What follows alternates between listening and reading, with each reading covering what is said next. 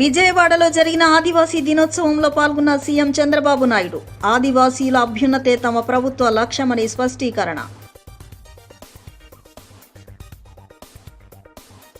ఆదివాసీలకు గౌరవప్రదమైన జీవితాన్ని సీఎం చంద్రబాబు కల్పించారన్న మంత్రి గుమ్మిడి సంధ్యారాణి. గిరిజన ప్రాంతాల్లో మౌలిక సదుపాయాల కల్పనకు ప్రాధాన్యతనిస్తున్నట్లు వెల్లడి.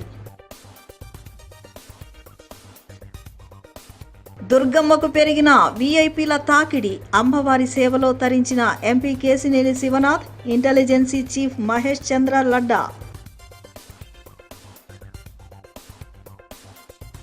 సూర్య సత్య చారిటబుల్ ట్రస్ట్ వార్షికోత్సవ వేడుకల్లో పాల్గొన్న జనసేన పార్టీ జిల్లా అధ్యక్షులు సామినేని ఉదయభాను. రాబోయే రోజుల్లో ట్రస్టు సామాజిక సేవా కార్యక్రమాలను మరింత విస్తృత స్థాయిలో నిర్వహించాలని సూచన.